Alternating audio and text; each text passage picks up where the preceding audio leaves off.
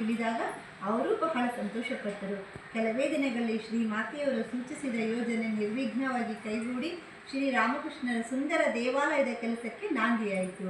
ಇದು ಯಾವಾಗ ಹೇಳಿದ್ರೆ ಎಲ್ಲರಿಗೂ ಒಪ್ಪಿಗೆ ಆತ, ಇದನ್ನ ತಡ ಮಾಡಬಾರ್ದು, ಒಳ್ಳೆ ಕೆಲಸಗಳ ಯಾವತ್ತೂ ಮುಂದೂಡಬಾರ್ದು ಅಂತ ತಕ್ಷಣಕ್ಕೆ ಶಾರದಾನಂದರು ಬೇಗನೆ ಕೆಲಸ ಶುರು ಮಾಡೋಕ್ಕೆ ಸರಿ ಮುಂದಾದರು.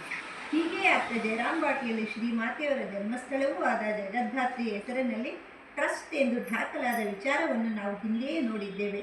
ಅಂತೂ ಶ್ರೀಮಾತೆಯವರ ಇಚ್ಛೆಯಂತೆ ಜಯರಾಮ್ ಬಾಟಿ ಹಾಗೂ ಕಾಮಾರಪುರದ 2 ಕ್ಷೇತ್ರಗಳು ರಾಮಕೃಷ್ಣ ಮಹಾಸಂಸ್ಥೆಯ ಅಧೀನದಲ್ಲಿರುವ ವ್ಯವಸ್ಥೆಯಾಯಿತು. ಅವರ ನಿರಂತರ ಮಾರ್ಗದರ್ಶನದ ಫಲವಾಗಿಯೇ ಸಂಸ್ಥೆ ಇಷ್ಟೊಂದು ವಿಜೃಂಭಿತ ಸ್ಥಿತಿಯಲ್ಲಿರುವುದನ್ನು ಕಾಣುತ್ತಿದ್ದೇವೆ. ತಮ್ಮ ದಿವ್ಯ ಸಂತಾನವನ್ನು ಹೇಗೋ ಹಾಗೆಯೇ ದಿವ್ಯ ಸಂಘವನ್ನು ಸಾಕಿ ಸಲಹಿದ ಸಂಘ ಜನನಿ ಅವರು, ಮುನ್ನಡೆಸಿದ ಮಹಾಶಕ್ತಿ ಅವರು. ಎಲ್ಲರಿಗೂ ನ್ಯಾಯ ಸಿಗಬೇಕು, ಎಲ್ಲರಿಗೂ ಅನುಕೂಲ ಆಗಬೇಕು, ಆ ಥರ ಶ್ರೀಮಾತೆಯವರು ಎಲ್ಲರಿಗೂ ದಾರಿ ತೋರಿಸಿದ್ರು. ಯಾರ್ಯಾರಿಗೆ ಯಾವ್ಯಾವ ದಾರಿ ತೋರಿಸಿದ್ರು ಅನ್ನೋ ಎಂಥ ಒಂದು ದೊಡ್ಡ ಮಹಾಶಕ್ತಿ ಅವರು. ಆ ಸಂಘಕ್ಕೆ ಅವರು ಜನನಿಯಾದರು ಅಂತ ಇದು ಲಾಸ್ಟ್ನೇ ಪಾಯಿಂಟ್ ಹೇಳಿದರು.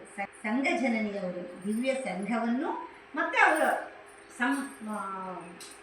ಅವ್ರದ್ದೇನೈತೆ ಕುಟುಂಬ ಅವ್ರನ್ನೂ ಸಾಕಿದ್ರು, ಈ ಕಡೆ ಸಂಘವನ್ನು ಸಾಕಿದ್ರು. ಸಂಘ ಜನನಿಯಾದರು, ಮಹಾಶಕ್ತಿ ಆದರು ಅಂತ ಈ